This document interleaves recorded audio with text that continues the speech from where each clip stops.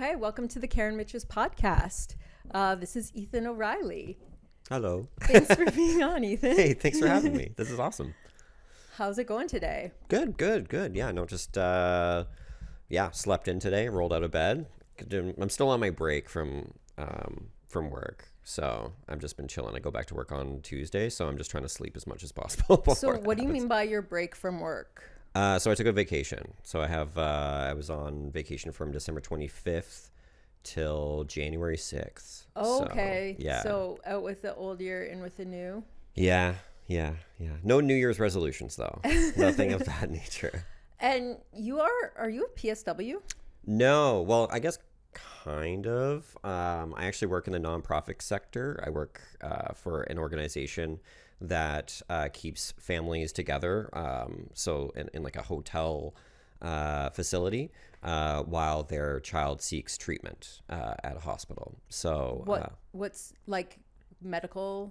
Yeah, so it could be medical, it could be testing, it could be observation, it could be all that kind of stuff. So we have kids who come in who are seeking treatment for cancer or seeking treatment for like a liver transplant, and because the hotels in Toronto are obviously crazy expensive, we only charge about $15 a night. So they're able to come by and stay here or stay at the facility. And my job, I do the recreational programming while they stay there. So I create all of the, like we have a massage program, we've got a camp, we've got, what else do we have? We have arts and crafts. We have it all. So like I'm the guy who kind of creates all that stuff. Yeah, that's amazing. Yeah, it's fun. Are most of the kids at Sick Kids? Yes. Yeah. They're I would say about 99% of them are at Sick Kids. Okay. Yeah. And then they can get transferred to their home hospital and go from there. So is Toronto the only place in Canada that really has that kind of massive children's facility? I would say so. Yeah. Like we're like in terms of top tier facilities that can help kids with illnesses, I would say Toronto's the number one. We have people who fly in from all over to get treatment. So, so I would say like that's the main. This is the main hub for it all.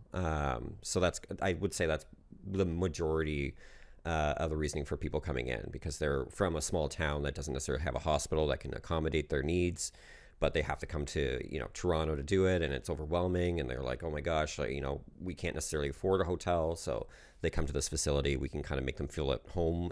They're only about a 10-minute walk away from the hospital, and and then their kids feel a little bit more comfortable, and the families feel more comfortable too. So it's a really rewarding job. I like it a lot. I love it. It's I couldn't have asked. Like I actually, the funny story behind that was I worked for the city. I was doing after school recreation stuff. So I was just like after school, hanging out with the kids, playing soccer, basketball, regular programming. And I was like out drinking beer and having wings, and I was just like scrolling on my phone, and I like showed this job, and I was like, oh, this would be kind of cool. And I'm like, but I'm not going to get it. And then I like applied for it, and I got an interview, and I was like, oh wow, okay, I might get this, but I'm not going to get it. And then I had the interview, and I was like, oh wow, I think I might get this. This might be pretty cool. And then lo and behold, here we are. But and then I got it, and then I went back to my regular job, like which was with the city. Yeah. And I was like hanging with a bunch of kids, and then the person who had interviewed me walked in to where when I was with the kids, and was like, hey, like I'm really looking forward to working with us. And it turned out the person that I was getting interviewed by, I was taking care of their kids. So they kind of like knew me. They undercover bossed me. Oh shit. Yeah. So they came in with like a mask, and they took it off, and they were like, surprise. And I was like, oh shit. Oh my God. So okay. yeah. I kind of hate like that undercover stuff, but it's the best way to hire someone is to actually see them working. Like I feel like there's so many people who are good at lying about what they do and what they can do, and they get all the best jobs. Yeah, they chat GPT their resume or whatever, and like, I get that. Yeah, but it's just, and it was just so funny because like I would put like these kids in particular were very much like, I just want to read. I don't want to play soccer. I don't want to do any of this stuff. And we had snack time. I was like, do you want to hand out snack? And they're like, yeah. And I was like, okay. So I like put them to work. So when she came down, she was like, "Oh, it's me." I was like, "Oh God, I've been making your kids hand out bananas for the past 3 weeks. I hope that's cool." But yeah, no, it's really rewarding. I love my job, love what I get to do. It's a perfect balance from, going from that into comedy, because it's just like you're socializing the entire time. I get to be like my silly own self, find my inner kid and just be goofy, and then get to translate that over into my everyday life, because I have a really hard time switching it on and off. I have a really hard time like these people who go into like corporate environments and are like, "Oh yes, thank you, the optics, yes," and they like shake the hands and they do all that. I can't do that. Like, what you see is what you get with me. Okay, so I always say I think I have a good balance, because I do like a corporate office job, but I'm kind of just sitting at the desk playing with spreadsheets. So what I feel is like I don't burn my social battery, and then I can go out and do my comedy in the evening. Right. But I do kind of think like the corporate job gets me to always think logically, and then I feel like it fucks up my writing, because you don't want to be logical or systematic when you're telling a joke. Yeah, I can understand that, because you use a certain language and a certain analytical like lens when you're in your job, and then when you translate it over into comedy, you're like, well, I don't know if this will go over well, because if I said this in my workplace, that would be, you know what I mean? Yeah. Yeah, like I went out with some coworkers and we played darts and we had drinks, and then they even said, they're like, "Wow, you're completely different outside of work. Like, you have a little bit more of a not necessarily a darker sense of humor, but you're a little bit more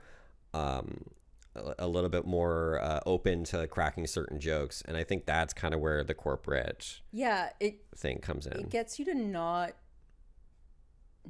be goofy, like even not swear or be vulgar, but also just you're direct. You're thinking of the most efficient response and correct response, as opposed to everyone else is just thinking like, well, what came to your mind and what was funny. And yeah. And there's corporate jokes as well. Like, there's a corporate type of sense of humor I'm sure you can relate, like, because I am surrounded by it. Like, I am around it, and I have heard jokes in the office that make me want to explode, because like, not explode into laughter, but explode just just like a Monday joke. Oh my God. And you're just like, you're clearly doing this because it's like this weird, interesting style of communication where you're like, "Oh, I've got a steep tea. Oh, well, how steep is it? Oh," and you're like, "Oh my God, guys, like, let's just chill it out for a little bit, Yeah. Yeah. And I also have situations where kids will crack jokes with me and stuff like that, and they'll be like, it'll be clearly over the line, and I have to, like, inside, I'm like, "That's super funny. Yeah. That's really, really funny." But on the outside, I got to be like, now let's let's just chill it out. Yeah. Time and place, so because the only kids I'm around are my nieces and nephews, so I can, like, you can be an uncle or aunt who tells like off-color jokes, but you can't be like the program coordinator with the children who also swears at them. Yeah, exactly. Like, I had a kid, one of my favorite jokes ever. She was like 4, like barely could, like, the 4-year-old broken, not 4, like I would say 2 to 3, like the broken, like learning how to talk. Yeah. And it got to the point I do lunch coverage. I come in and I cover like the kids are doing school. I'll come in, I'll cover the teachers' lunch breaks, and the kids will be eating their lunch, and they used to tell me knock knock jokes. So I'd walk in, and one kid was like, "Knock knock," and I was like, "Who's there?" And she's like, "The bird." And I was like, "The bird who?" And she's like, "The bird's dead." And I was like, this makes no sense, but I love it. And I was just like, and then I got that joke, like, because I was like trying to hold it together, but they could sense that I wanted to laugh. And then they're like, "Ethan, why did the chicken cross the road?" And I was like, "I don't know." And they're like, "It didn't, because it was dead." And I was just like, you're tagging your jokes, and I can appreciate this so much. You're workshopping. This is a comedian. But there was like a lot of really, really good ones that I come across. So kids are actually like hilarious. That's the other thing too, is like you can kind of joke around with them and have that interaction with them. But and then you got to go from that into like more serious kind of environments, which I can now turn it on. Like, I can certainly, like, I've developed that skill to like kind of have that like those conversations. but it can be difficult. Have you ever thought about children's entertainment? Oh, yes and no, because like I have interacted with it, and um, it just seems like part of me is like, wow, this is a huge market. Like you think about the business side of comedy where you're like, oh, this is a market that you could really take, jump into. And there used to be like an improv troupe that just did, like I think it was called like Funny for Families, or that was their corporate, like, and they were like a Second City troupe. And I look at that, I'm like, I don't think I could do it. I think I would and I see like magicians who do it, and I'm like, you guys must hate yourself after a while. Like after like the fifth show, you're just like, oh my God. So no. What about something like Mr. Rogers or like, I honestly, I don't know if I could do it as a career, like forever. But I feel like it would be really fun to put together like a Pee Wee Herman type character. For sure. And like create the world that character lives in, and come up with like what will be the different segments of the show. And like, is there a segment where like the funny comedian comes out and tells jokes to the kids, or like do the kids tell a joke? Yeah. Or is there a joke contest every week? Yeah. See, I'd be into that. See, like it's interesting that you say that, because like I did have someone reach out to me recently, and they're like, my 14-year-old son really wants to be a stand-up comedian.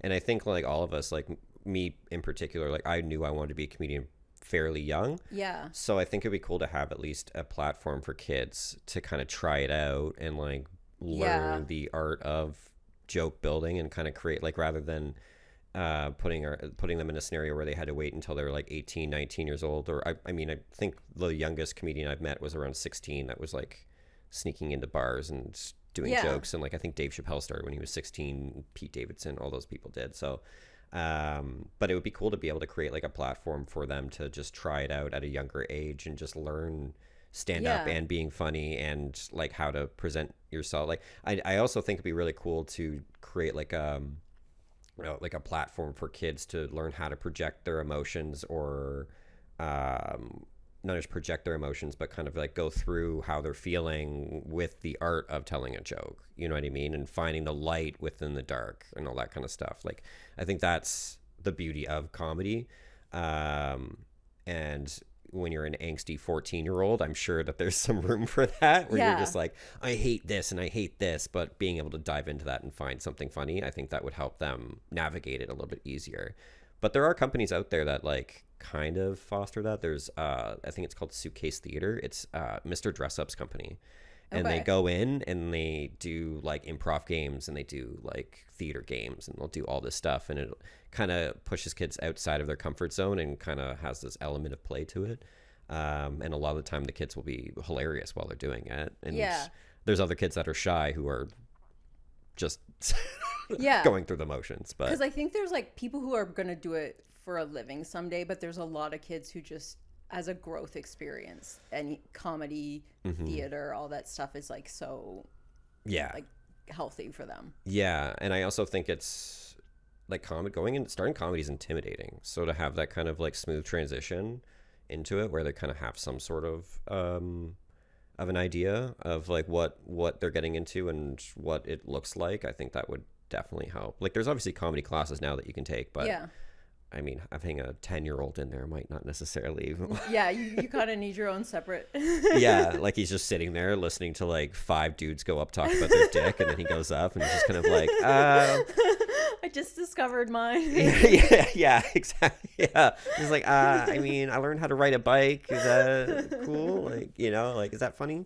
But yeah, because there's lots of like there is improv stuff at the high school level, but it's just like stand up is the one thing where you kind of had to go to a bar to figure it out. Yeah, well, that's how I started. That's how I started out.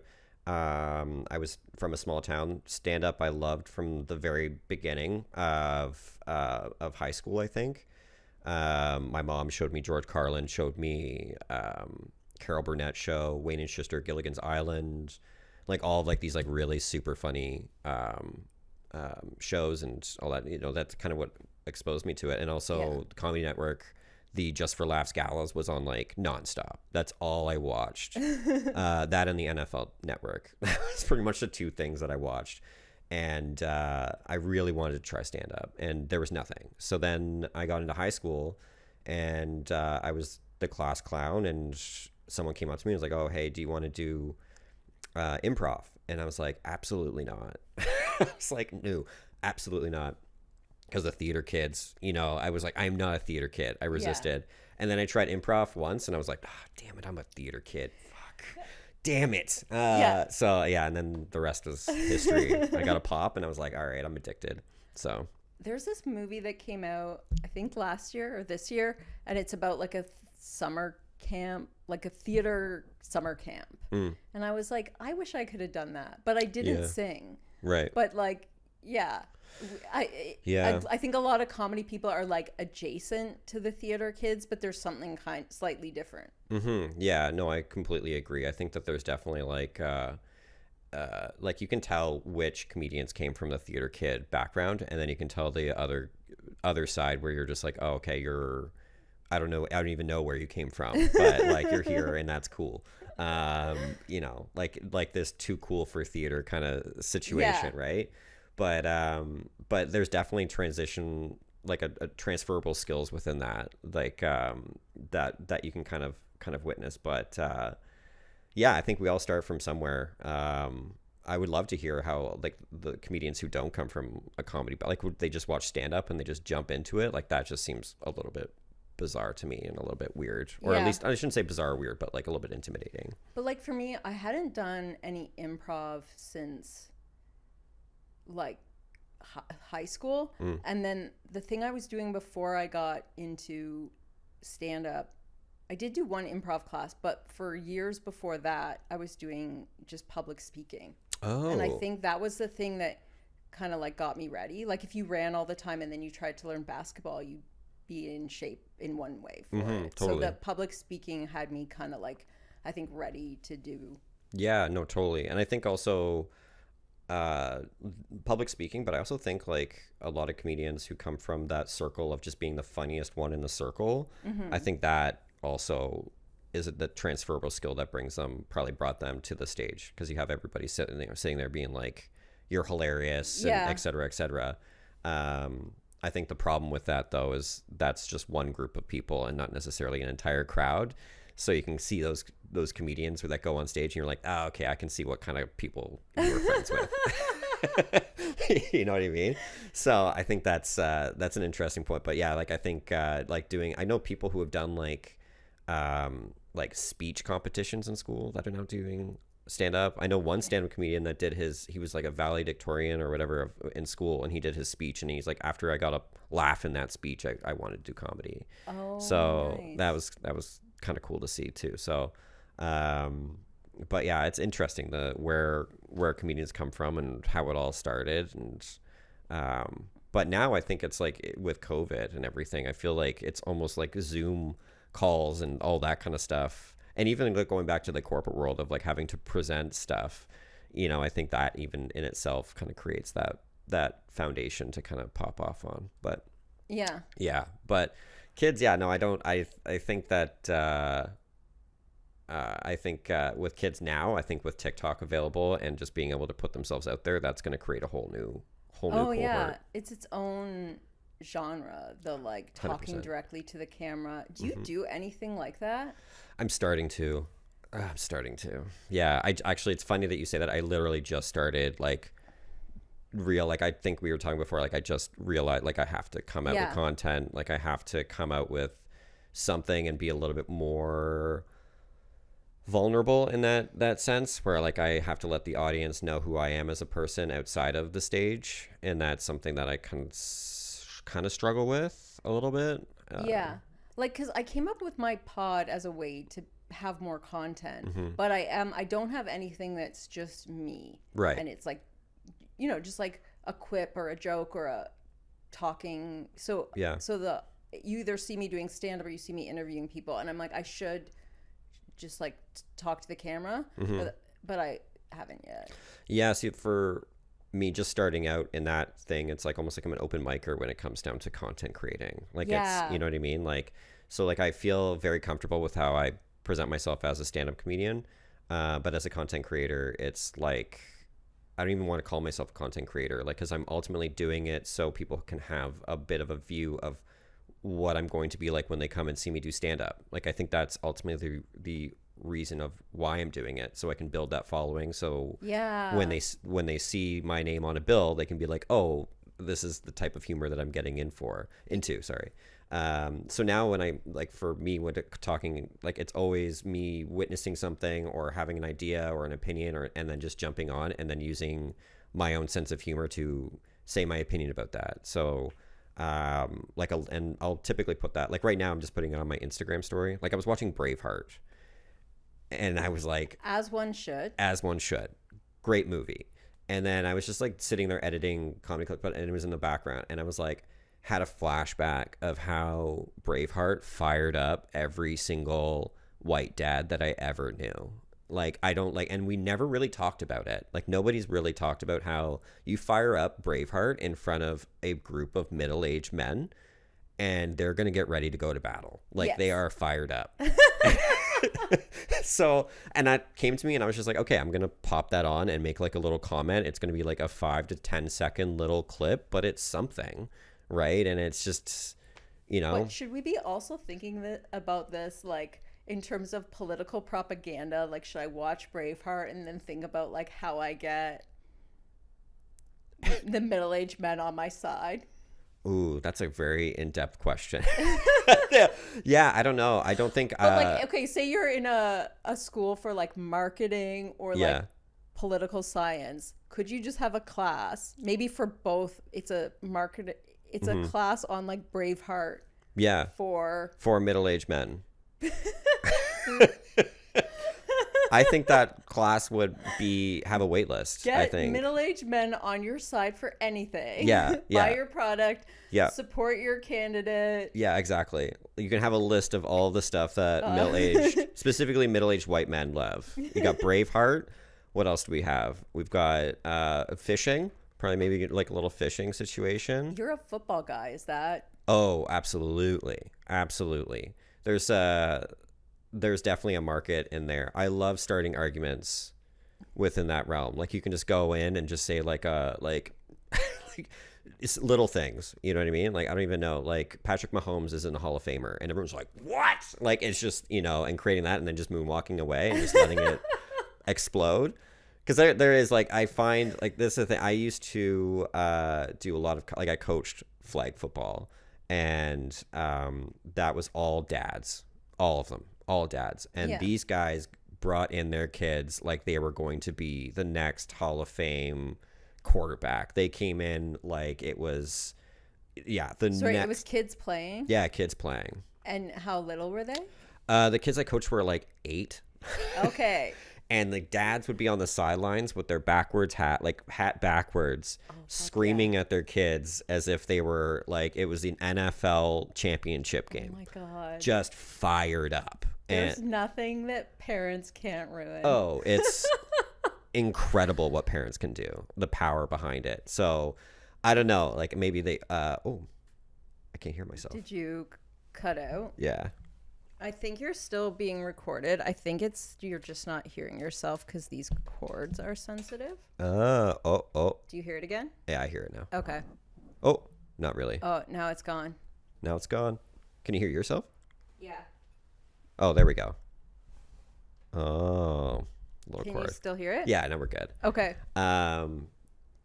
But yeah, parents ruining sports. Oh, parents ruining sports for sure. So I did, I did flag football, and so first off, just my first season, okay, coaching this team, and the parents were coming up to me with like their own game plans, as if they were Bill Belichick, like they were like, "This is how you're going to win a championship," and I was like, "Thank you so much. Your kids are 8; they're 8 years old." Secondly, the refs are all like 14-year-old kids trying to get their community service hours. They would go up to these kids and scream at them over a call. Like they would throw a flag and be like, "Oh, it's an offside." They'd be like, "Do you have eyes?" They'd be like, "I am 14. I am I am a child. I'm just trying to get my 40 hours so I can graduate high school." So I want to tell parents, as someone who did drugs in high school, there's a section of the the high school drug users that are just like kids who are really good at sports but don't play sports because their parents were too intense about 100%. it. Or maybe 100%. it's not like their parents, but just the system of it was too much stress and pressure. So instead of having that healthy outlet, they have something to go talk to the other drug kids about. Like, yeah. I would honestly say, specifically in sports, the number one thing that ruins or takes away their kid from a sport or ruins their love for a sport is them. Like they are the number one reason, specifically in hockey. I did not dive in that. Like I went to back to school for recreation, and like I had just a sliver sample of what hockey parents are like, and I'm like, absolutely not.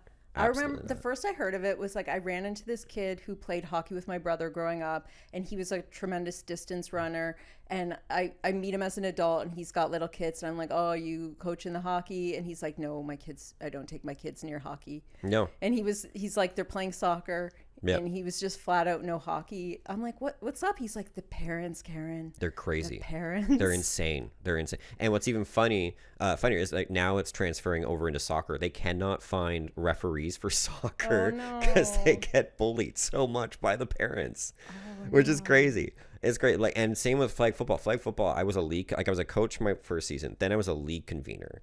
And from league convening is like you just have to make sure that the fields are set up and the coaches are arriving on time. People get their jerseys, and it would be like these parents would coach their kids' team, and they would show up and they would have like matching sunglasses. They would dye their hair the color of their jerseys, and they're like, it's all for good fun. And then you put them into the actual game, and they're like, come on, Jacob, you could catch that in your sleep. And they're like, it's insane. I had one parent who I love this story so much. He brought like road flares to the game and he had a speaker system. So like these kids, like you start a game, you're like, okay, we're starting.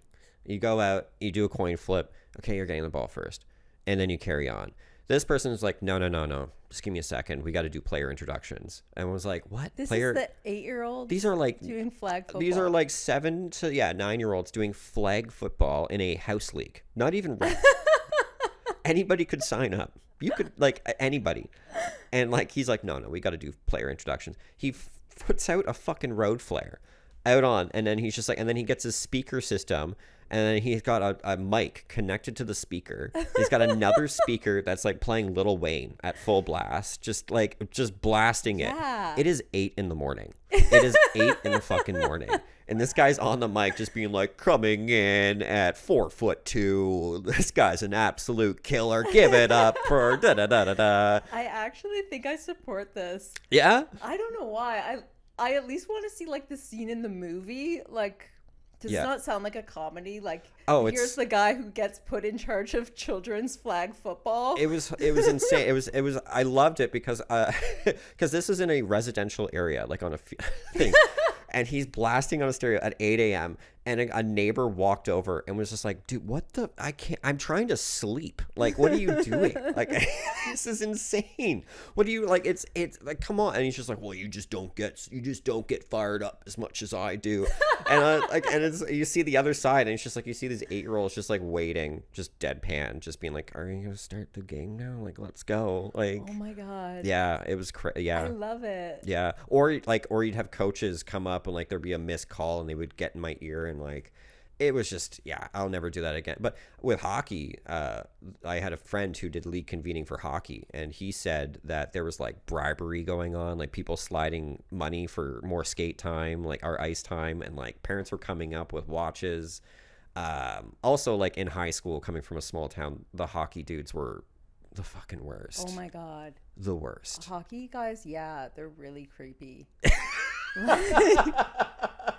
Avoid. But it's weird because like I feel like when I was a teenager, I was at like a kind of fairly academic school, and I feel like, I don't know, there was some disdain for the mentality of like hockey and football and that. But I feel like there's whole towns that just like the whole community supports that like celebrity mentality amongst the children, like the teenage boys. It's so crazy. It's cringe as fuck. I'm sorry. It's dumb as fuck. It's cringe as hell. The thing is, I if there's one thing that I love about my parents, it's they never put me in hockey. I don't even know how to skate. I don't know how to skate at all, and I don't want to know how to skate. I'll never. Well, I learned. You don't want to play? No, never. I'm so happy I'm out of that world. Because when I was in high school, they had their own hallway. There was this 600 hallway, and they would come in with their jackets, their stupid little Flyers jackets, and they all shaved their heads into like those like faux hawk thing, like I don't even know, like at that time Chuck Liddell was a big fighter, and it was like this weird like faux hockey thing, and they dyed them all blonde. They looked like a shitty 80s gang. Like, you know what I mean? Like they looked like this weird, and they come in and they called themselves the Fam. No. The worst. What town are you from? I'm from Orangeville. Oh my God. Yeah. And the thing is a lot of them also played lacrosse. Yes. And lacrosse was like the hockey and lacrosse were the two dominant sports, and all the dudes who were involved in that community were like absolute dog shit people. Absolute awful people. Like, I'm sorry. And like they were the number one bullies. And the thing is like the girls loved them. Like they were the most popular people. Like I played football throughout my like entire high school, like and I drove outside of Orangeville to do that. Orangeville Outlaws was around for a little bit, and I played football with them, and that was a lot of fun. But yeah, like those hockey dudes, they just dominated. They got away with absolute murder. They could do whatever they want. Everybody loved them.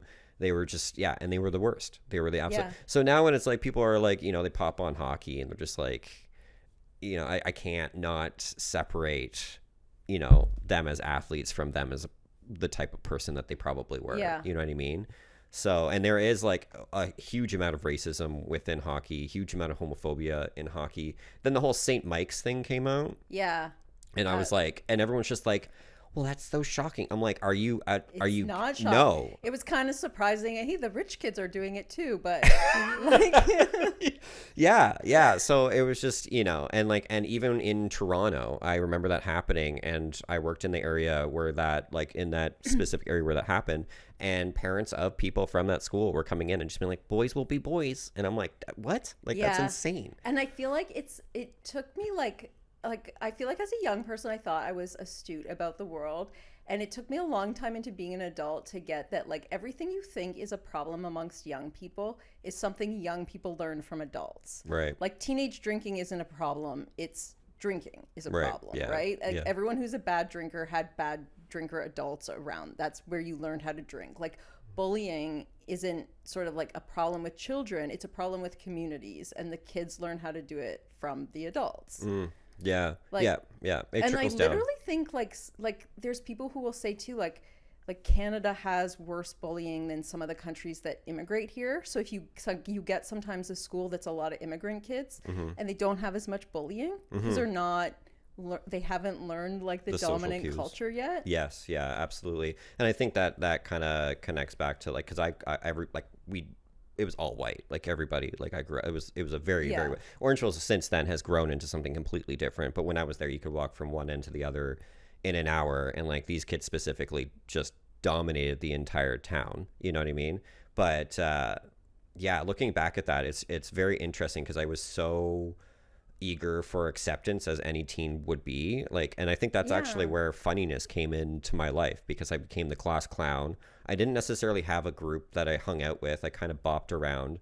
I definitely had an emo phase, sadly, which is brutal to look back at that. An emo phase is good for you. Oh, man. That music was amazing. Okay, all right, I was actually, this is brutal, but this is fact. I was just hanging out, living my life, enjoying the holiday season, and one of my buddies from high school popped into my DMs, and he was like, hey man, remember when you were a vocalist in our band?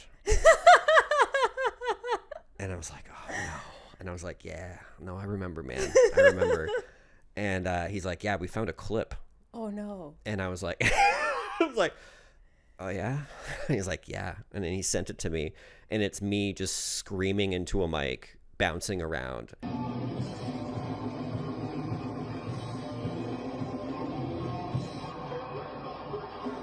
Are you doing like the emo voice or like the more like yelling voice? Oh, I'm doing the yelling. I'm doing the screaming. I'm doing the word. I'm doing, yeah. Yeah. And I was in a band called A Narcissistic Romance. A narcissistic romance?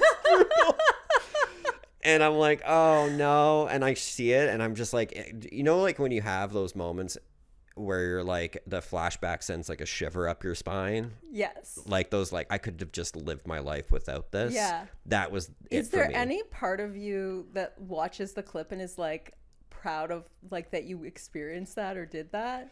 No. Yeah, yes and no, actually. Yes, because of the fact that I knew very early on that I wanted to I wanted to be a performer. Like I wanted to be on stage in front of people. Yeah. That's definitely something where like I think that's where it came from. I also really love the music.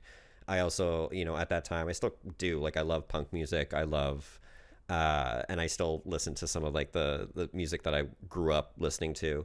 But at the same time, that was not needed. That was we didn't need to do that, Ethan.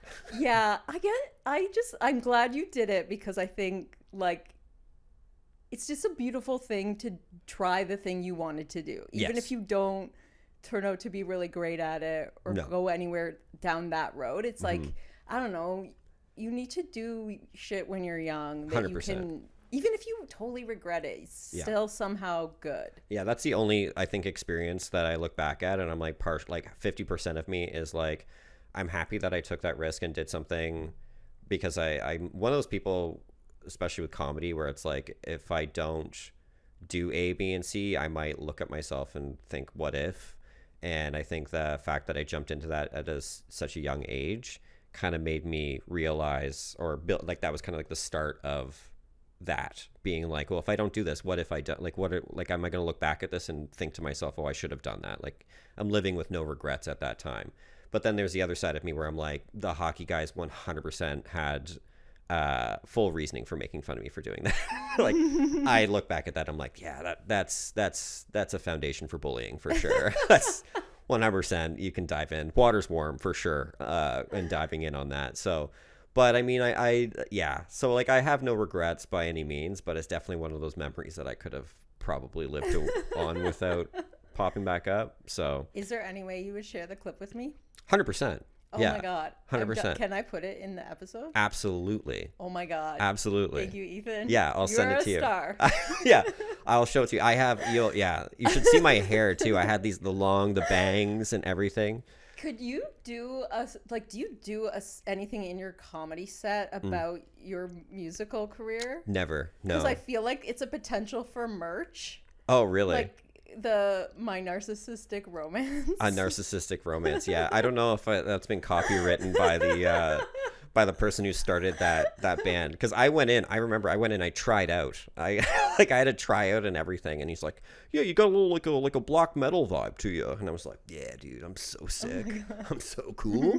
I was like, I'm in a band now, you know. So but yeah, no, there could definitely be, like, I was thinking even in terms of, that's kind of the next step is like obviously getting content out there, starting some projects. Touring is one thing that I've started doing as a comedian, and I think the next step are creating some merch, getting a special out. Like that's kind of like the next thing, probably within the 2 to 3 years. Because you've done some touring, like you've been out on the East Coast recently, like you've gone pretty far with it. Yeah, so I did, we just finished East Coast.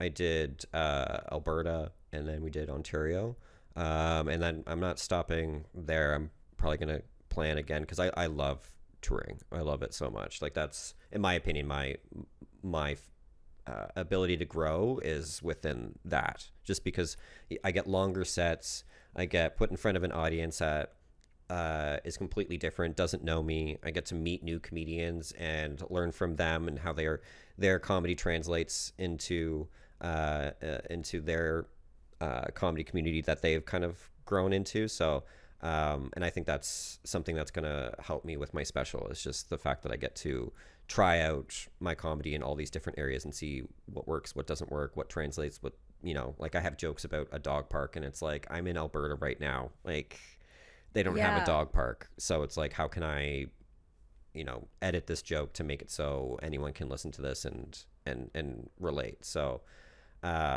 So yeah, so that's kind of where I'm at, like in terms of honing my skills, for sure. Is there anywhere you've been on tour that really stood out to you?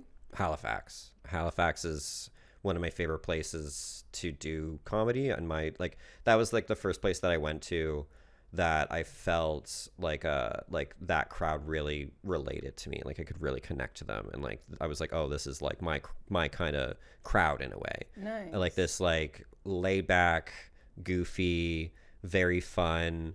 They love a cold beer. Like that's their kind of very slow paced, chill, no drama. That's just yeah, like, and very open to anything kind of crowd. Edmonton also stood out to me. Their comedy community is incredible. Like it's a very very supportive comedy community. Interesting. Yeah. Like I was ready to hear Halifax because they're sort of known. I feel like friends of mine who went to Halifax for school would talk about like the music scene and the bar scene there just being like a really great place. Yeah. But I mean, Edmonton, what are our stereotypes? They got the mall. It's cold as shit. Yeah. And the thing is like, it's true. Like Edmonton is a city, do not recommend. I'm sorry. Like I'm sure if anyone's listening to this from Edmonton, like I've said this to a couple Edmonton comedians to their face, being like, I did not enjoy your city. Like I was tired the entire time. I don't know what's in your air. I was just like, dude, I was like, I don't know, like I was walking around trying to find a coffee, and I was like, I looked at a lady. I'm like, am I downtown Edmonton right now? And she's like, yeah. And I was like, what the fuck is this place? Like, I don't know. Like, it's just dead. There's nothing around. Rogers Place, which is the arena, takes up like the majority of the downtown core, and then the West Edmonton Mall is like on the outskirts. It's just a weird city. But as a community, as a comedy, as a community for comedians, they're super welcoming. They platform comedians that they see are good, rather than trying to compete with them, which I think is a great sign. Yeah. You know, when you see someone that's good and they're like, okay, instead of us trying to be as good as them, we're going to support them and really be proud of the fact that they come from Edmonton and they're doing big things. You know, so I think that they're very very proud of that. That's really cool. And they're very open to like when you come in from Toronto, they are really really excited to show you the good mics and like the good stages and the possibilities of that of performing there. So I think that's really cool. Halifax is the exact same, I would say. They're really proud of the comedians that come from there. And very, very welcoming. And they have some really, really good shows down there. But I think the reason why I bring up Edmonton is just because it's, as you said, a little surprising, right? Yeah, no, but that's cool. And I feel like maybe like the harder somewhere is to live, like the better its comedy scene has to be. Yes. Right? Yeah, absolutely. And like, and the food in Edmonton is also really good, which I didn't see coming. Yeah. Yeah, no, I did not see that coming at all. I had one of the best banh mi sandwiches in my entire life. Ooh. Like I recommended, it was like, yeah, you want to go to a sandwich shop? Or like all me and like the two guys I went on tour with were like, we're sitting there, we took a bite and we're just like looking at each other like, this is incredible. Like, yeah. So, yeah. But yeah, no, I'm touring now. I got to say because I took a pretty significant break. I got to tour. I came back and I got invited to go on tour with Jesse Singh. He came out with an album called Baby Goat. And he toured that across Canada, and he let me feature for him. So Sweet. yeah, I got a lot of love for that guy. He took a risk on me. He knew that like I haven't been doing comedy for a little bit, and coming back, he was like, okay, like I want you to be a part of this. And the fact that he let me do that was like, really really special. So, and it also helped me advance and get better, you know, because I was doing 20-minute sets for a week straight or whatever, a couple weeks. It really helped. But that's my biggest challenge right now, because I kind of don't really get more than 10 minutes going around Toronto at a time. So then it's like I have longer sets, but I never perform them. Yeah, well, that's the other thing too that I love about touring is the fact that like there's a lot more room for bigger time and stretching your legs. Like I was meeting comedians who were 5 years in, who were doing like I watched one guy like he was like 5 years in doing 25 minutes and it was pretty good, you know. So versus here where like you see people who are like 2 to 3 years in and they're doing really good 15s, really good 10 to 15 ish. So I feel like and I don't think that's necessarily comment on their ability as a comedian. Yeah. Like, I don't think that this is me being like they're bad comedians or whatever. I think it's just because, as you said, it's really hard to find more than 10 minutes here. Like all them open mics like are what, 5 to 10 minutes. I think like I've done open mics here that are 3 minutes. Yeah. So I think stage time wise, it's it's a bit tough here. Like because I think I've done, even recently, I don't think I've done more than 10 minutes since I've gotten back. If anything, I'll do 15-minute sets here. Yeah. But yeah, it can be tough. It can be really tough to find that like extended, because it's like no man's land, right? Like you get to 15 minutes and you do feel it. Do you think like there should be a show that's like 20 minutes? I would love that. Oh God, I would love that. I think that would be incredible. Yeah, no, I do 100%. I think that there should be. Do you think I should produce that? Do it. Yeah, why not? Yeah. I should try. Because like, even I think also on top of that, I think that there should be a show where a host goes up and does their 20-minute set, or like, and it's not necessarily even like a host that like they're not even really considered hosts. They're just kind of like an opener. They do their opening set, they introduce the show and all that kind of stuff, and then from that, the next comic goes on, they do their stuff, and then you just keep it rolling. You're more just kind of like the person that transitions it from, this was so and so, your next act, are you ready, da da da, boom, and then there's no need for doing 5 to 10 minutes in between each act, unless they kind of aren't really doing great and you need to revive the audience a little bit. But no, I think that'd be a great idea. And it also will provide an opportunity for comedians who really want to stretch their legs or are ready to stretch their legs to kind of have that opportunity to see what it feels like. Yeah. Because I can speak for myself when I did my first 50, because you do like 5 minutes and then you do 10 minutes, or you'll do like 7 to 10 minutes, and then all of a sudden it's just like this weird jump from that to like 15 to 20 minutes. And then you get to like, because your brain gets so conditioned into the 7 to 10 minute mark, as soon as you get to like that end, your brain's like, okay, I'm done now. Yeah. Okay, I'm done now. And you just start like disassociating. And you're like, oh God. But yeah, it's like running. Like if you always run a short distance, you're not used to a long distance. Yeah, 100%. Yeah. Because like I remember I got my first feature set at Levity in Hamilton. And I remember like freaking out the first, because I only did like 7 to 10 minutes, and I'm like 15 minutes. That's an extra 5 minutes. Like, oh gosh. So I got a watch. I got like my phone set up and like all this stuff. And like, and I remember my brain getting to like the 10-minute mark and just checking out and being like, and me looking at my watch and being like, okay, I got 5 minutes left.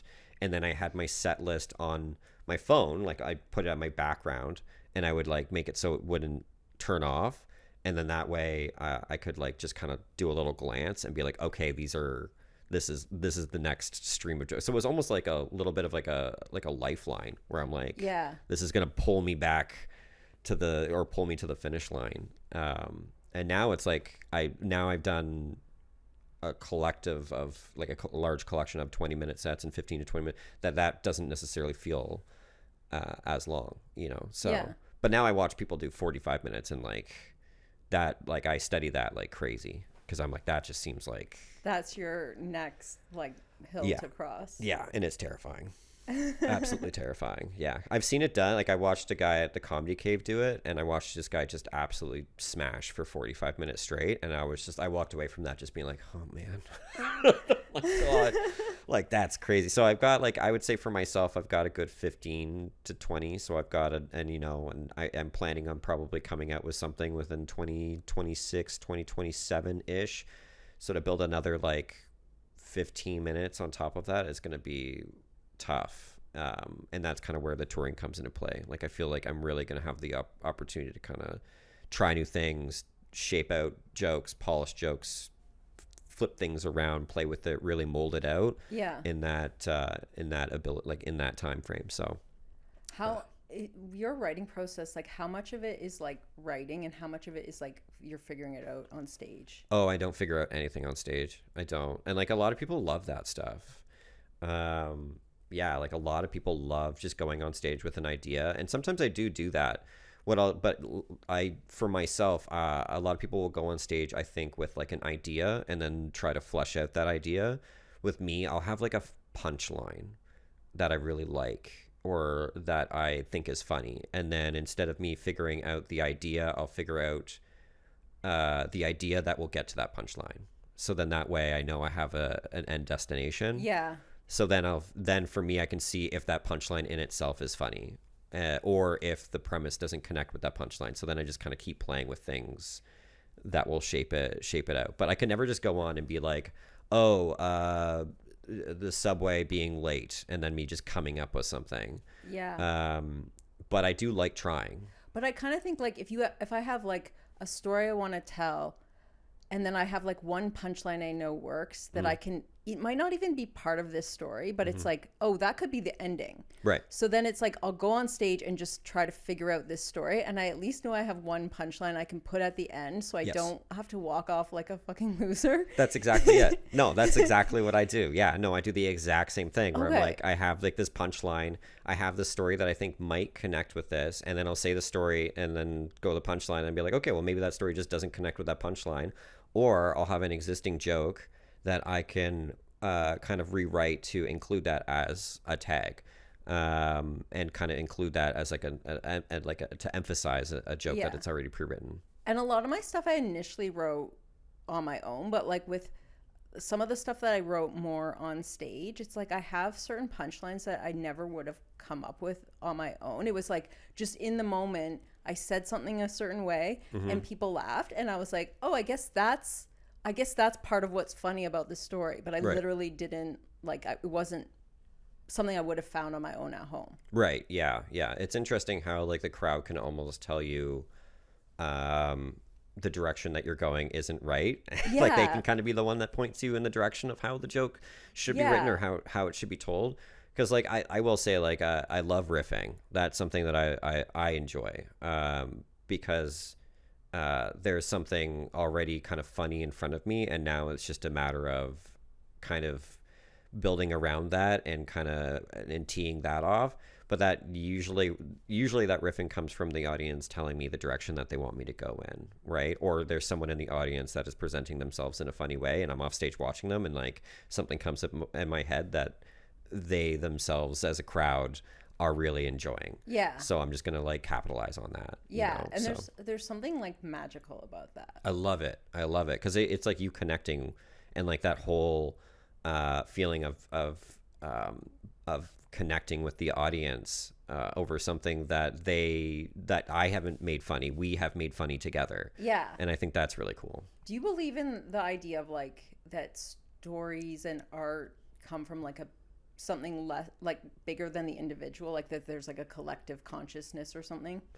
Oh, like everybody in the room is kind of connecting to something that's not necessarily said, or it's just kind of hanging. I guess it's like that there's an actual consciousness caused by all of people existing. So like if something had happened to Paul McCartney when he was a kid, his songs would have somehow still existed, like through some other person, because they were like in that music, and that genius is like in the consciousness, and it finds a way through different people. Yeah, no, I think that's an interesting approach to it for sure.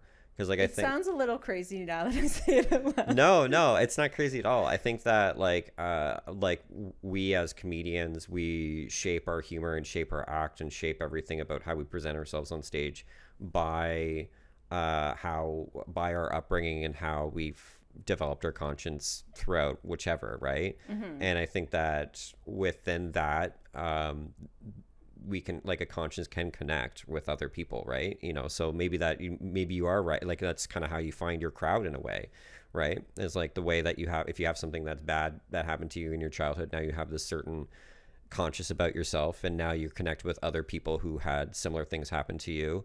But you might not necessarily know that until you're on stage telling a joke, and then feeling how they react to it, and then being like, and then going down the avenue that connects you, you know? So, yeah, no, I definitely think that's an interesting way of looking at how a comedian connects with an audience. Because we all want to be liked while we're on stage, but it's just about how do we present that likability? How do we present our best selves? Okay, do you ever worry about like pandering or like giving people what they want, but it's maybe something they shouldn't have? Oh man, this is a good one. You know what? It's really so me personally, I should say that personally, I'm not that's something that's really frustrating because it's like I have been put in that situation where you're like on the side of the stage or whatever, and you're like, all right, this entire audience just wants someone who's super, super dirty. Like, you know, and I don't have a lot of dirty jokes, and I don't really particularly like dirty jokes. I don't really like edgy style humor, and if I do it, I really like it being done in a very creative, misdirect kind of way.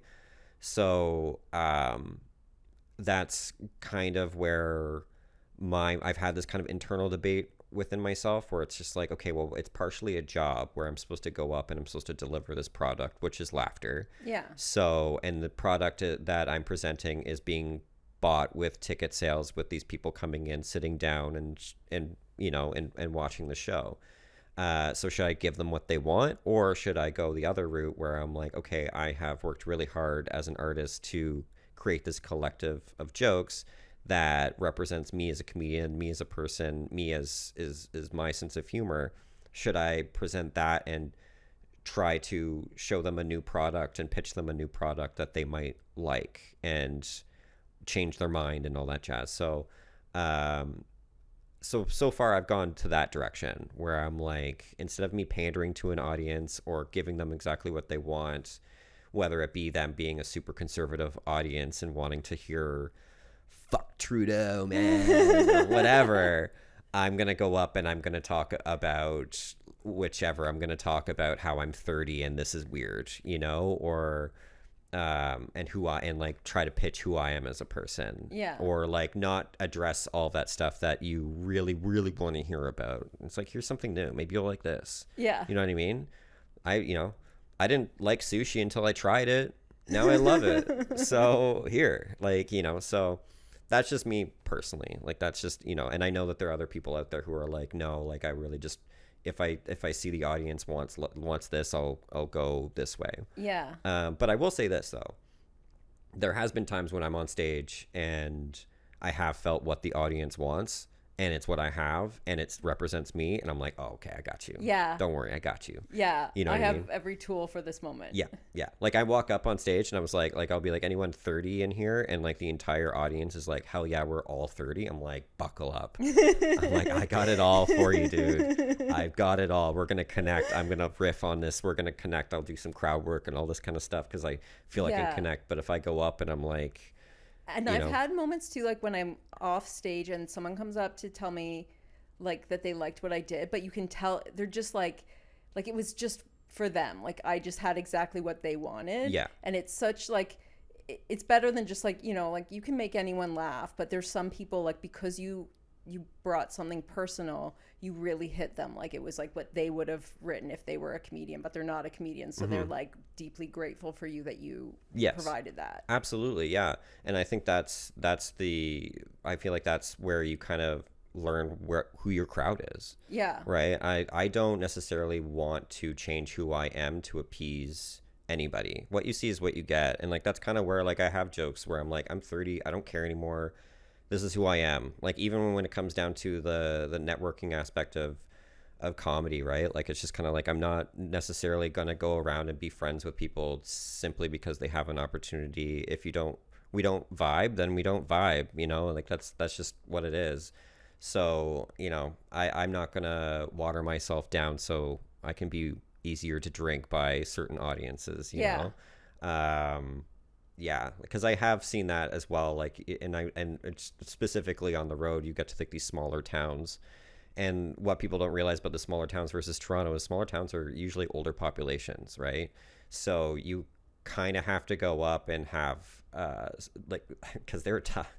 Like when they don't like something, they don't like it, right? And like they show it, you know, they're not going to be more open-minded to it. So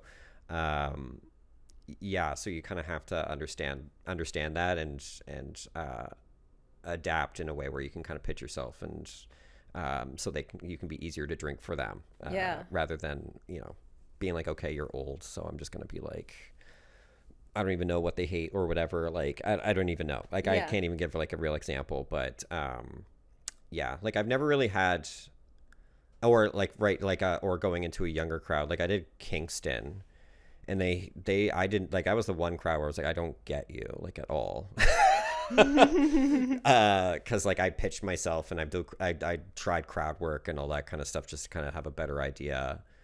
But yeah, I think the moral of it all is just be who you are, and if they like you, that's great, and if they don't, that's not a big deal. Like, it's just you're figuring it out. It's interesting for me because I started comedy in my 40s, but I found young people like me, and I haven't smoked weed since high school, but stoners like me. Yeah. And I was like, that's crazy. Like, right. There could be really young people who like do great with older folk. Like, you don't know who you're for, really. It's not necessarily like on the nose, like a woman having a female audience. Like, you might be a woman who mostly men enjoy, or a man who's really enjoyed by women. Yeah, and I think that kind of goes back to what we were talking about kind of even before the podcast, where it's like you can kind of pick a market that you can dive into and capitalize on that market, and just be like, because specifically